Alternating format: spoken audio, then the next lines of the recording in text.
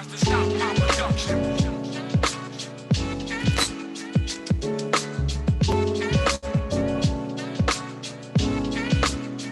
Who tries to stop my production? Justice must be born, there's no escape.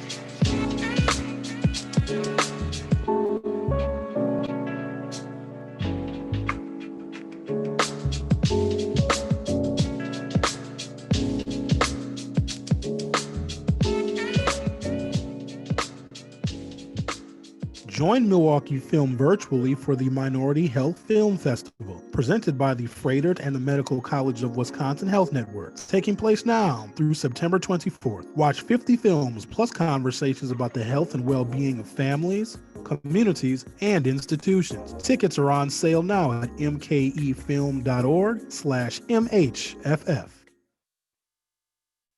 The Packing House has the best fish fry around. Hand-breaded Icelandic cod, perch, clam chowder, tartar sauce, coleslaw, potato pancakes, all made in-house from scratch. Dinner includes 3 large pieces of fish, French fries or potato pancakes, tartar sauce, rye bread, and butter, clam chowder, coleslaw, and lemon. Packing House, mke.com.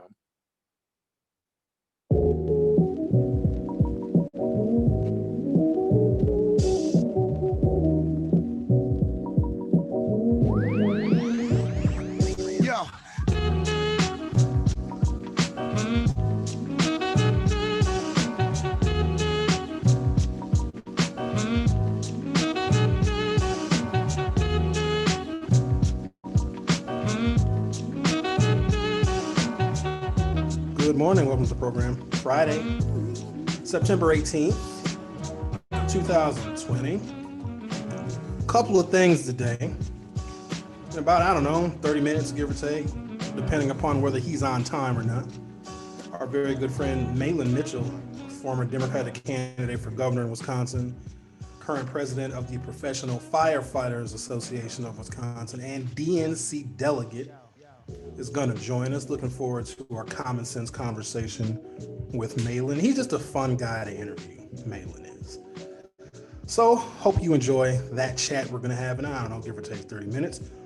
So I want to bring some things to your attention because that's what we need to do. We've got 46 days to remove 45, or tomorrow we'll have 45 days to remove 45. So that's a very corny play on words. So my concern is I want to bring this to your attention because now we have time on our side to hopefully remedy some of the issues that we're going to have some issues with the November election, just because there's a level of uncertainty. And I don't know how the rules are going to change. Like, I don't know what the rules are going to be as far as, in-person voting and election day. And are we going to have long lines, or are people going to vote early? Going to vote early absentee? Are you going to mail your ballot in? So there's still a lot of uncertainty. I do know that there's a bunch of options. So people can't say that they don't have the, variety of different options to be able to vote. So those are there. But I noticed a statistic, and I don't know how I overlooked it, but it's from the April 7th election. Now, granted, the April 7th election that we had in Wisconsin, it was two things. It was low turnout compared to a presidential election. And then there was the pandemic, and we only had 5 polling locations open in April. And so that just made everything much more complicated. But the number of people that voted by mail probably exceeded expectations or exceeded the number of people that have voted in previous spring elections. And the statistic that I noticed that I want to be very, very mindful of, because we got to sort this thing out, is the number of ballots that were rejected. So when you vote in person, and we talked about this before, if you mess your ballot up some kind of way, you fill out, try to vote for 2 candidates for the same office or whatever. There's a bunch of mistakes you can make. Or if it's a partisan primary, you can't cross over when it comes to parties. But when you vote in person, your ballot gets immediately rejected. And then you can get up to, I think, 2 more ballots. If you screw up your first ballot, they'll give you another one. You screw up your second one, God help you, if you screw up your third one, you probably can't vote. But that's when you vote in person. You get another opportunity to vote again if you made a mistake. Because sometimes the mistake is very, very simple. But when you send your ballot in via mail and you make one of those mistakes, they can just reject your ballot altogether. There is some leeway for election workers. So when you send your ballot in via mail, it actually gets fed through an actual machine because that's how it gets counted. And a poll worker, so if your ballot does get spoiled, can reconstruct your intent, they call that, to try and figure out what you meant to do. And if your mistake was very simple, there's a way in which they can reconstruct your ballot. But I don't know how far that's going to go with the number of election inspectors and people we're going to have watching the election coming up in November. It's just going to be a complete fiasco. Problem is 23,000 votes in our April 7th election were actually rejected. So this is after our election workers and poll workers try to reconstruct the ballots. And we only had a turnout of 1.55 million voters in April, which I think it's because we had a presidential primary at the time. We had a county executive race. Oh, by the way, County Executive David Crowley is going to join us on Tuesday. We're doing big things here, guys. We're doing very big things. Good morning, Angela. Sandy J, good morning. Vanessa G, great Friday to you, Sherwin, and everyone. Thank you, Vanessa G. G Collins says, good morning. Tammy Reed, good morning to you as well. So I figured it out for people who are having trouble posting comments on the live video. When I post the link on Facebook, and I posted a different link today, because there are some people that used to watch this via Facebook Live, and they would just watch and comment on Facebook Live. But since we did away with Facebook Live and now we're on the YouTubes, the link that I would post for people to watch the live video, if you clicked on that link that I posted in Facebook, not today, I posted a different link today, then you were unable to comment live. You actually have to go to the YouTube channel, which is youtube.com/theforum2com. So it's the same as the website without the dot. So there you go. Back to the matter at hand. We got to figure this out. Maybe we just have to get a whole bunch of people some sample ballots. Maybe that's what we do. 23,000 ballots were rejected in our April election, meaning people that voted by mail, they screwed their ballots up some kind of way. I also will say it's a lot easier to spoil a ballot in a partisan primary, because if you select your party at the top of that ballot, this is in April now, your November ballot is going to look a little different. Still going to be confusing as all get out, but it's going to look a little different, you see. You select your political party at the top, Democrat, Republican, or whatever other parties you want to choose from. But then when you go and vote for individual people in individual offices, you can only vote for people that are in the party that you originally selected at the top of the ballot. And it's easy to screw that up, especially if you've never voted before. But I'm alarmed that 23,000 votes weren't counted because the ballots received by mail in April were spoiled. You guys know that Donald Trump won this state in 2016 by over just under 23,000 ballots. So the number of ballots that were spoiled in April is the same margin of victory that Donald Trump got in 2016. And this was with 1.55 million votes cast in April. You know how many people are going to vote in Wisconsin in November? 3 million people. So if we have a spoil rate of 23,000 per 1.5 million, if you double that turnout that we're going to have in November, because I assure you 3 million people are going to vote in the state of Wisconsin, maybe even a little bit over 3 million people, then that means if the statistic stays the same of spoiled ballots, 46,000 ballots are not going to count in November. That's a problem, because we don't know who those spoiled rejected ballots not being counted. We don't know who's going to get the advantage. Either way, neither candidate is going to landslide Wisconsin. Trump was just here. I think I got a story here somewhere. He was here yesterday messing with the farmers. President Donald Trump sought to energize rural voters who were key to his success 4 years ago with a rally in central Wisconsin on Thursday, announcing an additional $13 billion package of relief for farmers. hit by the coronavirus pandemic. So, I mean, he's trying to buy the farmers off. Does that work for you guys? Like if you get a check from a government person, a president or a governor or somebody, because every now and again Tommy Thompson did it, George W. Bush did it. I was just talking about this the other day. George W. Bush felt so guilty that he stole the presidential election in 2000 that he sent us economic stimulus checks. You guys remember that? And why am I the only one that remembers that? Somebody in here remembers that. Because the Clinton-Gore administration had left America like a $400 billion surplus.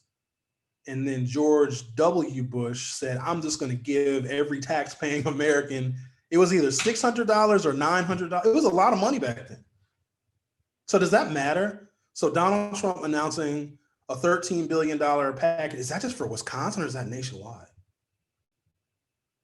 Kicking off 3 days of campaigning, Trump spoke to supporters in an airport hangar in Mosinee, Wisconsin, as Democratic presidential nominee Joe Biden took part in a CNN town hall. So no, the $13 billion is not just for Wisconsin farmers. That'd be ridiculous. But does that matter? Like if somebody gives you a check, does that mean you're going to vote for them? Trump gave you guys a $1,200 check in the beginning of the shutdown. Does that matter? Nice lineup, says Tammy. Thank you. Because I'm just trying to figure out like why the people in this country can't get a second stimulus check. There can't be some kind of executive order because clearly Trump can do whatever he wants with executive orders. And people need to be mindful of that. The people that are still supporting him, and there's a lot of people supporting him, he can remedy a lot of this pain that people are feeling economically with an executive order. Because this guy is over here trying to block the download of TikTok. Some of you may not be familiar with TikTok. And if you're over the age of 30, you probably shouldn't be familiar with TikTok. The forum2.com does have a TikTok page, just saying, because you got to reach out to the youth or whatever. And Trump says, has made this, assumption or put this out in the media that he thinks that the Chinese are using TikTok to spy on Americans. Regardless of how you feel about that whole scenario, the entire internet is spying on us. So it's not like one app is necessarily worse than the other. Facebook knows when you surf the internet looking for stuff, because then Facebook will show you ads of what you just looked for. So it is what it is. We're trading all of our privacy for the convenience of the internet. To be able to pick up your phone and touch your phone in a couple of places and then have a pizza and an Uber show up at the same time. It's very convenient. It's just going to cost you a lot of data and a lot of privacy. But Donald Trump wanting to use an executive order as an example of how he uses executive orders whenever he wants to and however he wants to ban TikTok means that Donald Trump is doing things that dictators do in communist China and in North Korea. They ban websites, and like in places like Iran, they can ban their people from having access to certain websites. Now it starts small. And I remember this is a man who was running for a second term. So you need to be somewhat reserved because you don't want to show all of your cards.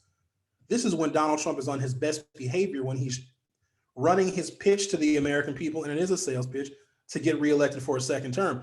And if he's showing signs of wanting to use his executive order to block the download of an app versus using his executive order to stop somebody from being evicted, this second term is going to be more than a problem.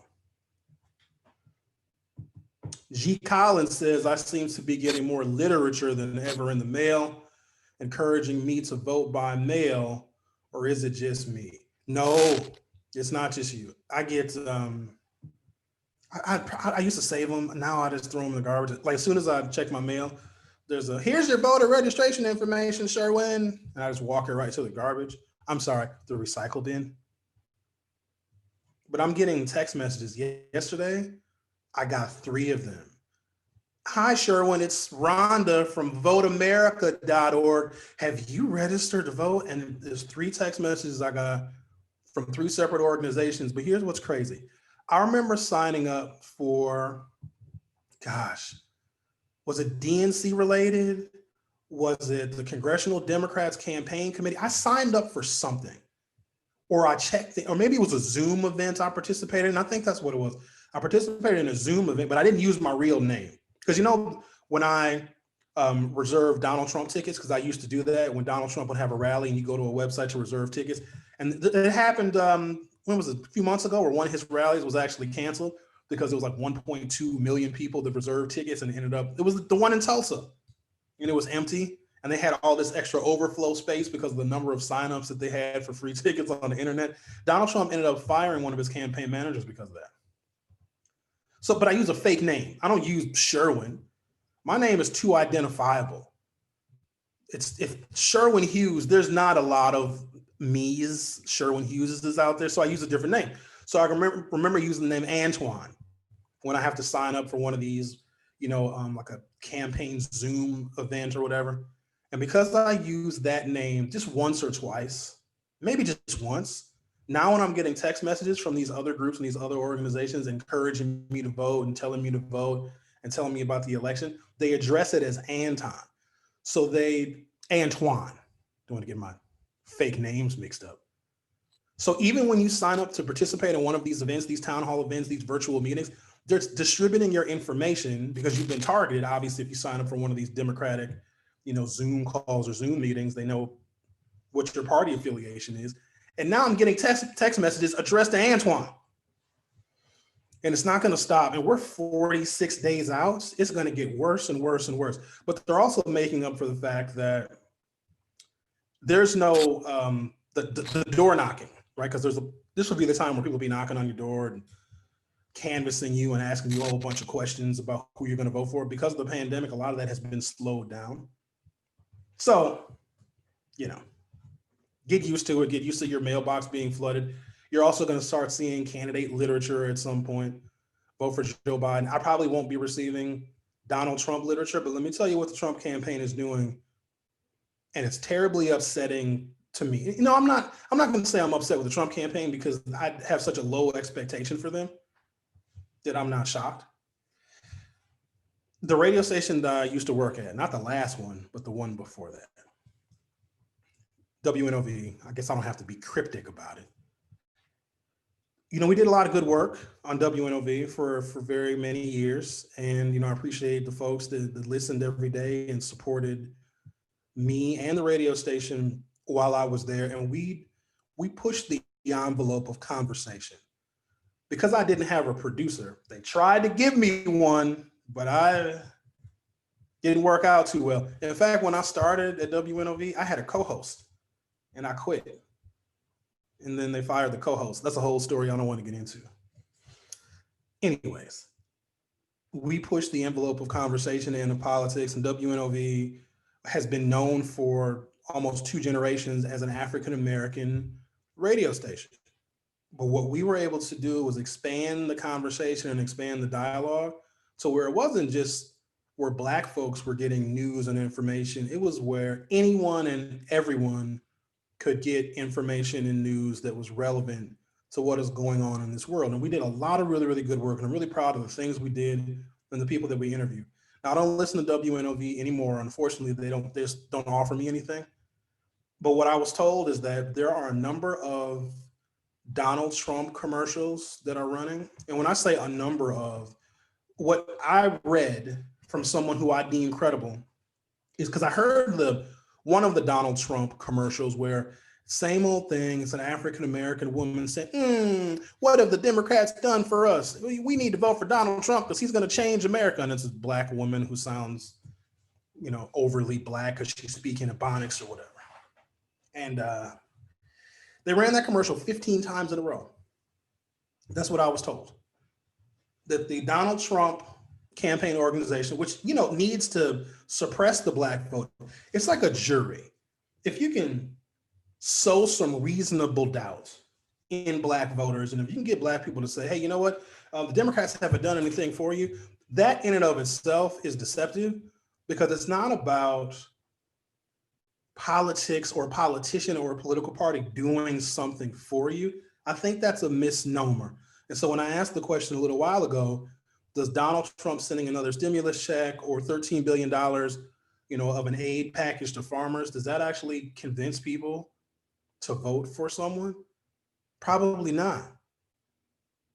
So saying that the Democrats haven't given you anything or done anything for you defeats the point. It's not about what they are going to do for you. It's about having a political system that allows you to be able to do for yourself so you have fairness, justice, and opportunity. And I don't know if there are people that, take that back. There are people that just want stuff. They want free stuff. They don't want to work for it. Not everybody, but don't think that's just relegated to one culture or one race or one group. There are people that just don't want to work. They want as much as they can possibly get by exerting the most minimum amount of effort. Those people exist. But everybody else, they want to earn their money. They want to be successful at a career or at a vocation. They want to maybe buy a house or go on vacation, have a little money to spend. They want to work for those things. It makes those things much more valuable.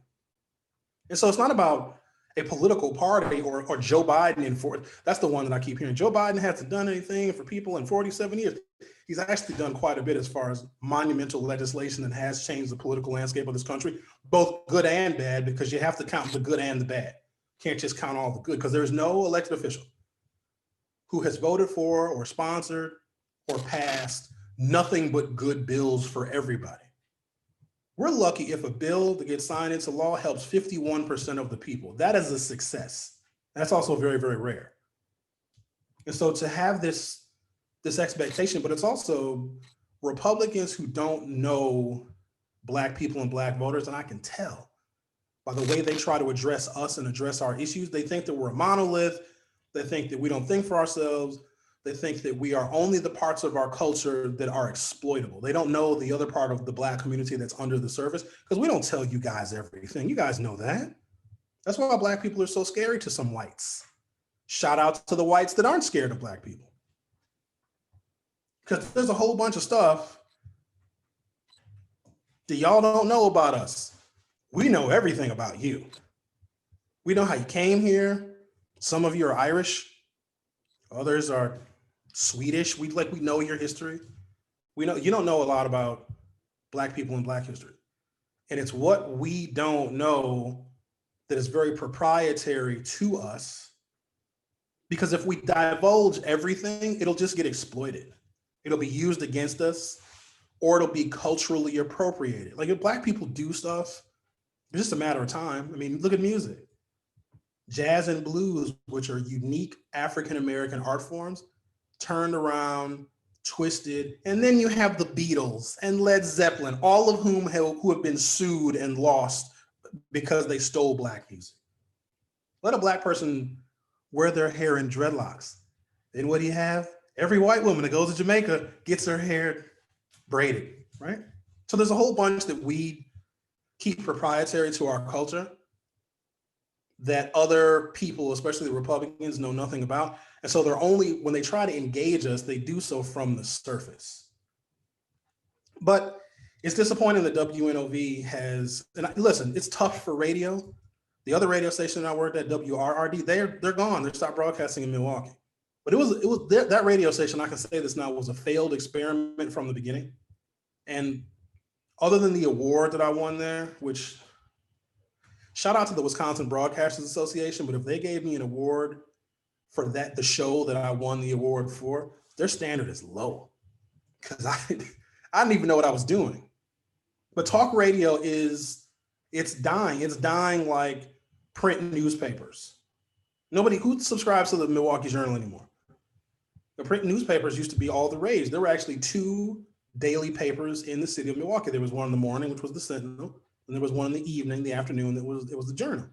Now they're barely trying to survive with an online publication. I think they still deliver Sunday papers, but that's usually folks who are over 67 years old that still want to actually get a physical paper delivered to them.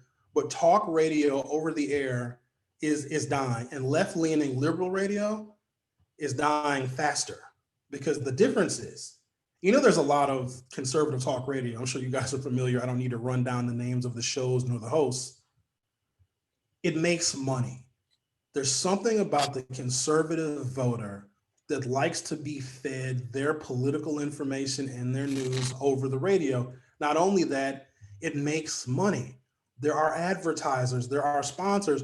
We're Democrats. And what I've learned in the years that I've been involved in broadcast radio at a total of 3 different stations. I was at Jammin' 98.3 in 07 to 2010, then WNOV from 2012 until 2018, and WRRD from 2018 until Well, just I was there for a year, right? Was that right? 2019. Democrats, liberals, progressives, African Americans will listen to talk radio, but won't use it as a tool to expand their businesses. So if you're a black business owner, it was so difficult because people thought of it more as like entertainment, or that it should be a free service. Like, oh, why do I have to financially support radio? It was like pulling teeth. Very, very difficult thing to do. So, anyways, back to the story at hand here. We have got to figure out how the maximum number of votes in the November election are not spoiled, because the 23,000 ballots that were not counted, that were rejected in our April election, could cost Joe Biden the state of Wisconsin. And I don't know how well that's going to sit with people. If we find out whenever the votes are going to be counted, and that's another thing with the number of people that are still going to vote by mail, those votes are not going to be counted for weeks. And we have to have an understanding of that right now. That's why, as best I can, I want to mitigate the number of people that are going to be voting by mail. Go vote in person. You do all sorts of other stuff in person. I see you guys at the bars. I seen you at Applebee's. Go vote. Simple. What is the world going to say if Wisconsin does it again? If we have a number, even the number of ballots that were spoiled in April, which was 23,000, which is the number of votes that Donald Trump won by, we're going to double our turnout. So we potentially could, and this is just me going through every possible scenario, we could have 46 or 50,000 ballots that don't count in the November election, which could give the electoral victory to Donald Trump. Uh-oh, who do we got here? Who do we got here? Hang on a second, everybody. I'm trying to, oh, there he is. Mahlon Mitchell, how you doing, man? Good, you? I'm doing wonderful. So Mahlon, first of all, hold on, I got something for you. Everybody, Mahlon Mitchell. Are we on live now? Yeah, you're live right now. Okay, hold on. I gotta close my door. Wait a minute, man. So everybody, so we're broadcasting live on YouTube. Mahlon Mitchell, thank you for joining us, man. So you good to go? You got your door closed and everything is good? I'm ready. Okay. So first and foremost, how are you? How's the family? Things are good. You know, trying to stay positive in COVID-19 times, and civil unrest and everything else going on is making it tough. But you know, we're going through just like everyone else. So there's no point in complaining, or I hate to use the term "it is what it is" because that's what our president kept saying. But you know, it is what it is. We gotta keep pressing forward, man. So let me get your thoughts on, so a couple of things. You're a member of the DNC, or DNC delegate, correct? Yeah, at-large delegate, right? At-large delegate. So the convention that was supposed to come to your second home, the city of Milwaukee, we had a virtual convention. Do you believe that the virtual convention accomplished its goals? And do you think that the Democrats got enough out of a virtual convention as opposed to having one in person? Well, there's no doubt that everyone wanted the convention to be here in Milwaukee. And there's no replacing that. Let's not try to kid ourselves and act like a virtual convention is going to bring about the same momentum, or for us here in Wisconsin, and not just Milwaukee, but the whole state of Wisconsin was going to be benefited by it. Let's not act like we did miss out on that opportunity. But again, there's nothing we could do about it. So to answer your question, I thought the virtual convention, in all honesty, was it surprised me. I've never been part of a virtual convention, I guess, and I didn't know really what to expect. It was actually, I actually tuned. I'll be honest with you, I didn't think I would watch the whole thing. But there is a component to not having the crowd there, meaning, so when everyone's clapping and there's applause lines and you got to pause and you got to talk to certain parts of the crowd and point out certain states and point out this person, that person, and do the fake politician point to everybody. We didn't have any of that. And that, I think, made for better speeches, quite frankly. The speeches seem more real and people seem more comfortable. But again, it's having in Milwaukee. I was excited about that. I mean, we all were. I mean, it was going to be a great experience. I've been to the DNC convention before, and it's a hell of a party. But it's also a heck of a convention where you get things done and get the platform for the party moving, and try to get everybody on the same page to move forward for the election. Yeah, it did seem like the speeches were much more direct. Like Biden and other speakers were speaking directly to the American people without the distraction of the crowds, without having to pause for applause lines and things of that nature. So it seemed more personal. And plus, people could watch the convention on your device, on your television. So they were speaking directly to the American people. So I think in that regard, it was successful. And quite honestly, it might signal how conventions may be held in the future. Now, I know at some point we'd like to get back to in-person conventions, but having portions of them virtual where you can invite all sorts of people, via Zoom, via other, means for different people to participate from wherever they're at. I thought that was kind of innovative, as compared to the Republican convention, which was that was straight out of that was some dictator stuff, like all hail Trump. It was frightening to see him address the American people, first of all, every single night, but then to have all of these sycophants just fall in love with him and talk about how he is the supreme leader. It was something that I would imagine coming from another country. That being said, we have not chatted since Joe Biden selected his running mate, Kamala Harris. The folks need to know, Mahlon Mitchell, that Kamala Harris endorsed you for governor, didn't she? She did. I actually met Kamala when she was the Attorney General of California many years, or enough years ago, I guess not many, but years ago, before she was a U.S. Senator. We were speaking at a IBEW leadership conference. And she actually spoke the night before I did. And we actually got to sit at the same table and chat and talk. And she was actually following, this is probably in 2012, because she was following what was happening here in Wisconsin with our Act 10 fight and all the other things with Governor Walker. So we had a good conversation. We got to know each other a little bit at that table. And then when I ran for governor, I had reached out to her. My team had reached out to her, and we talked on the phone a couple of times. And I was able to garner her endorsement after I think we visited in DC. We were out there for meetings and everything else. She actually called me one night. She was out to dinner. She called me out of the blue and said, "Hey, would you let me endorse you?" What do you say to that, man? There's only one answer to that question. I was like, "Well, let me call you back. I'll let you know." I was like, "Hell yeah!" But we were trying to get it. I talked to her a couple of times. We were trying to get her to come up here and do a fundraiser at the time, but things just didn't quite work out, and she was busy as well trying to get other senators elected. So she was fantastic. She helped out a lot. She gave me a lot of advice. We were able to use some of her lists for reaching out to people, trying to get money, So it was she's a great, very fascinating, and she's got a good career ahead of her, no matter what happens. Mahlon, did you think in 2018 that Kamala Harris would be the vice presidential nominee? Any idea? I mean, we knew that she was running for president, right? That was no secret. But did you know that she would be on the ticket in 2018? Because look, I don't know if you remember our conversation, because there was some speculation on who Joe Biden was going to pick. And so I called you, you're like, "Oh, it's going to be Kamala." So you had some kind of premonition. So maybe you knew this whole time. Well, I guess just like you did.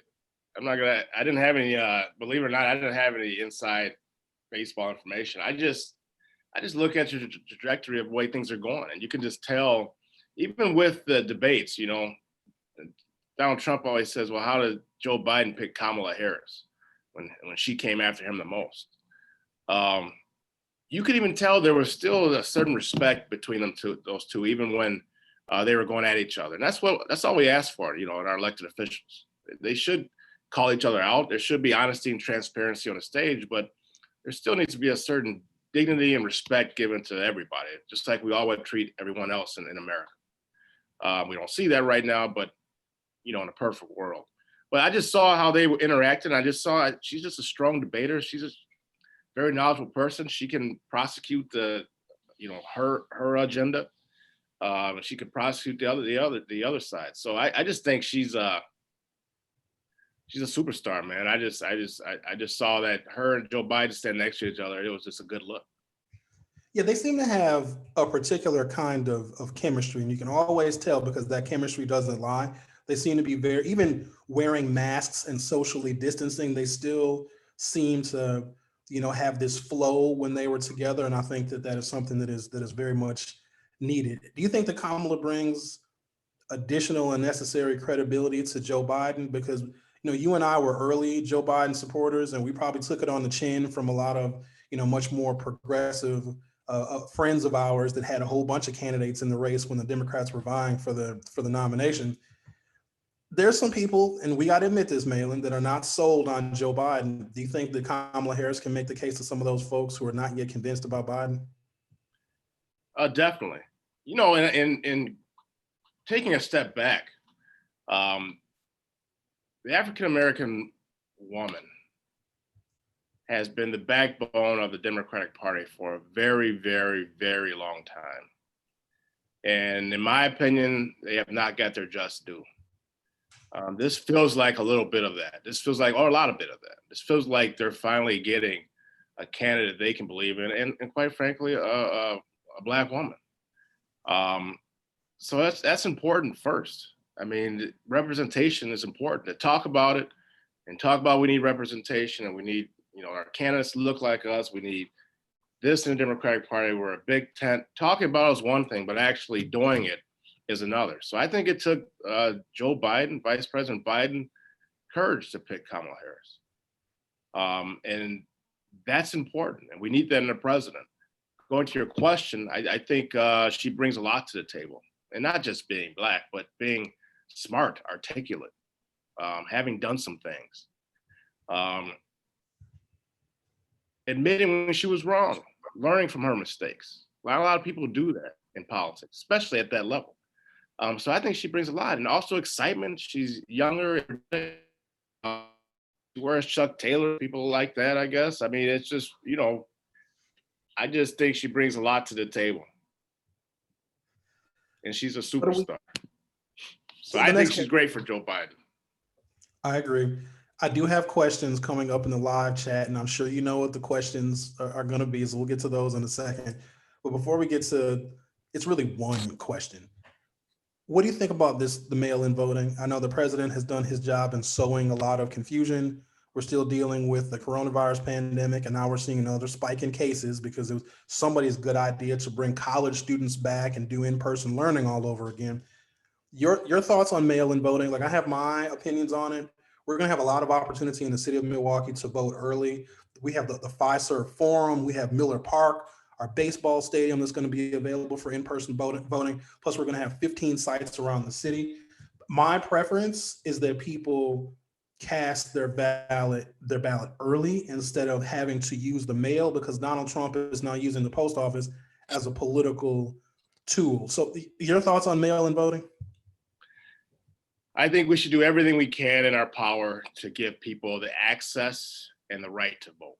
So if that's mail-in voting, that's early absentee voting. If that's in-person voting, longer hours, having more polling places opened up, having people have the ability, because we are a voter ID state, to be able to easily get voter ID. We need to do everything we can to give everyone the access and the right to vote. It's an inalienable right that everyone should have. So I think we should be able to vote as many different ways possible safely that we can, especially with the pandemic and everything going on. There are a lot of people that need to stay home. I mean, the stay-at-home order is real. There are elderly people and people at my age, I'm 43 years old, that need to stay home because of having other conditions that they don't know quite how will affect them if they do contract COVID, how their bodies will respond. And there's no not just a cure or a vaccine for COVID. There's no treatment right now. Like, everyone talks about the flu. For the most part, we know how to treat the flu. I mean, you can go to the store and buy, Tylenol or Advil, cold and flu. We know how to treat the flu. We don't know quite yet. They're still learning. And there's a lot about this COVID-19 that we just don't know. So people need to have the access to vote. And we need to provide them with that access. Our elected leaders do. As someone that wears a mask as a part of your professional uniform, isn't it amazing how many people rebel against wanting to wear masks? And now here in the city of Milwaukee, we're still under a statewide mask order per Tony Evers, which I think expires on the 28th, give or take, of this month. The number of people that have just abandoned masks, I know that's got to drive you nuts as a firefighter, because I mean, it's a part of, you understand the importance of wearing a mask. Are you shocked by the number of people that were willing to protest? Because we had a bunch of them just west of Milwaukee out in Waukesha County, anti-mask protests. Was that mind-blowing to you, or was that just par for the course for some conservatives in Wisconsin? Well, you figure something like this was going to take place. It was going to get political and politicized. But I am surprised about the mask wearing and how people, I mean, all they're asking you to do is wear a freaking mask. Like, they're not taking away your rights. They're not saying you can't drive. They're not even saying you can't go to work. They're just saying you have to wear a mask to protect others. And then others wearing a mask will protect you. That's not that hard. I mean, it's not about, people are saying, well, you're a patriot if you wear a mask. Okay, that's fine. I mean, just wear the freaking mask. We're like trying to protect ourselves and others. And you can take it off when you get home, or you can take it off when you're getting your car. Like, you don't have to wear it all the time, right? I'm sitting in my office right now. I don't have a mask on. But once I leave here, go into the common areas, I'm going to have a mask on. We have some staff here.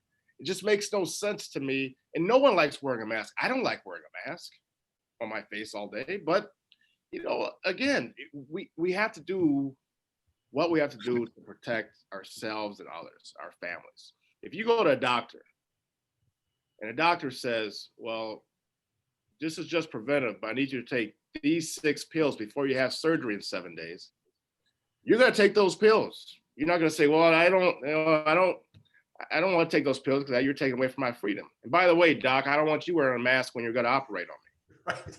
I mean, it's asinine to me. It really is. Just wearing a mask. Just put the mask on. Shut the hell up and go about your business. And then hopefully one day we get to a point where we don't have to wear masks. I hope we're going to get there someday. But right now we got to do what we got to do to protect others, protect people. That's that Mahlon Mitchell straight talk. Now let me get to the question. I know you've heard it. You ran a very crowded primary for governor in 2018. You got second place. Tony Evers, of course, got the nomination, got the most votes in the primary. Are people still asking you, hey, Mahlon, like when you run for office, it's almost like you and your career and your future become public property, and other people are deciding for you, oh, Mahlon, you should run for this, you should run for that. I'm sure you're hearing that, but here's what's crazy. I posted a picture of us a couple of years ago. We were hanging out in Madison, and then I said the caption of the picture was, I'm gonna talk you into running for mayor of Milwaukee. You were in Milwaukee so much and did so well in Milwaukee, people actually think that you not only live here, that you could run for mayor. So the question that I have in the chat is, I want to ask your guest, will he run for mayor or governor? So clearly they think you're a Milwaukee resident, but are you thinking about, other political opportunities in the future? I will never rule it out. And I don't want to sound like a politician and say, I take everything in stride. And, a lot of people have asked me, am I running for this? No, I don't want to rule anything out, but I will tell you, I'm not looking for anything to run right now, or run for, I should say. And as far as Milwaukee goes, I love Milwaukee. I was born there. We didn't live there for a long time, but I feel like you said in the introduction, it's my second home.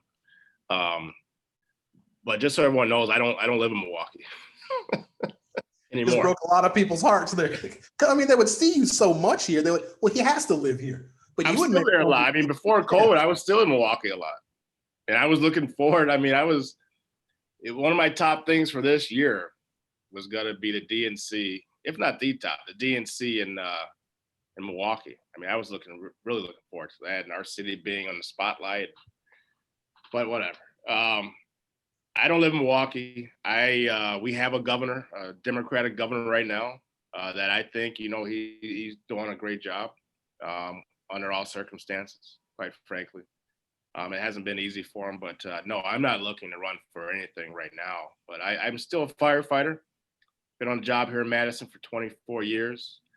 I'm still the president of our statewide association, our union, the Professional Firefighters of Wisconsin. I enjoy that. Still president of my local here, Local 311, the Madison Firefighters. So I stay pretty busy. But if the call for your public service is so great, and I have an idea here, you've got some name ID in the state, you appeared on the ballot in all 72 counties, and you got votes in all 72 counties. So we have a problem. We have a series of problems. First and foremost, it's Donald Trump and his administration. We're hopefully going to remedy that 46 days from now. We got 46 days to get rid of 45. You like that? But in 2022, Mahlon, Ron Johnson is a problem. He's becoming more and more of he was a problem when he first got elected, under the whole hoopla of the Tea Party. He became this incredible supporter of Donald Trump. He's trying to smear Joe Biden with this misinformation campaign. Ron Johnson does not deserve the privilege of representing the good people in the state of Wisconsin. Now, I know running to be a federal legislator is a lot different than running to be a statewide executive, but Ron Johnson needs to have a strong challenger come the midterm election of 2022. Now, I'm not nominating you for the job, but I'm just going to say I'm not done asking. And, once I unleash my people to flood your comment box and send you emails, it's going to be hard for you to say no to that. But can we agree that Ron Johnson does not deserve the privilege of representing Wisconsin in the Senate?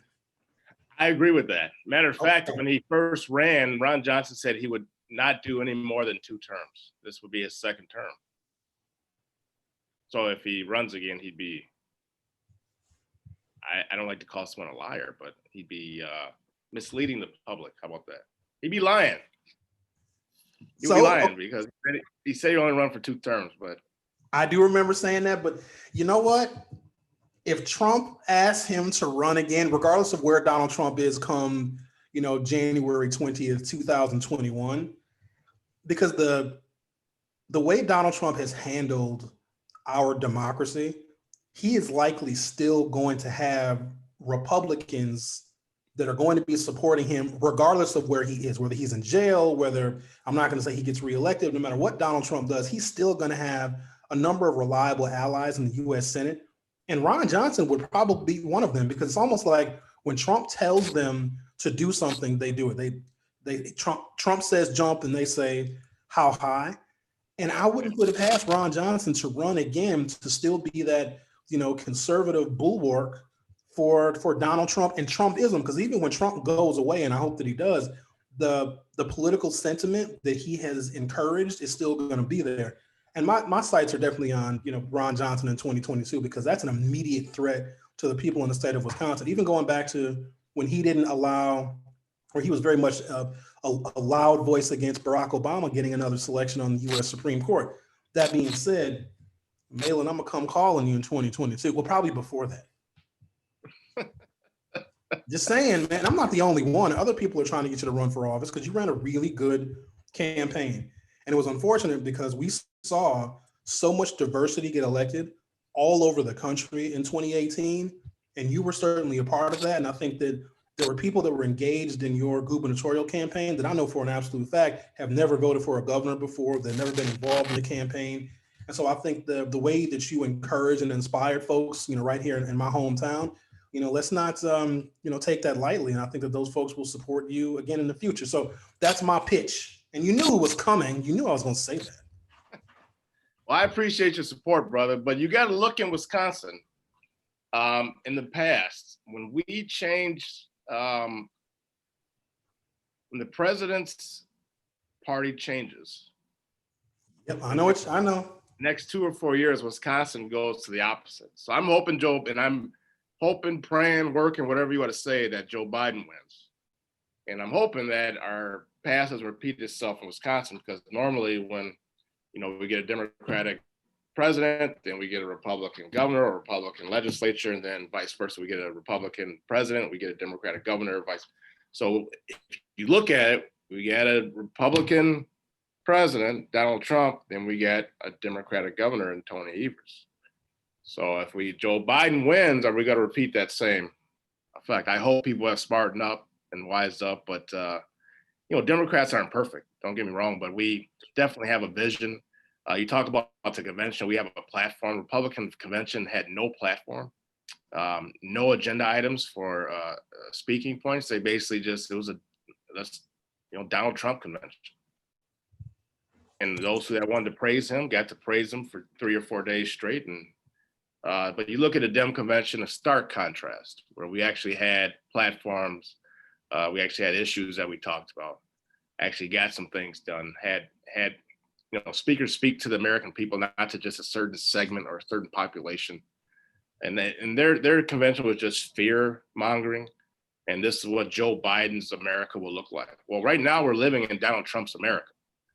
So this is what Donald Trump can use that talking point that, oh, Joe Biden's America is going to be terrible, but Donald Trump's America is the worst imaginable scenario. It's amazing the kind of talking points that they use. Right. We're living in Donald Trump America or nightmare right now. So, again, I don't want to tiptoe around your question. I just gave you the old DC dip and twirl right there. I know you did. You're very good at that. But I will tell you, my focus is November 3rd, making sure that we have a President Joe Biden. And from there, who knows what will happen.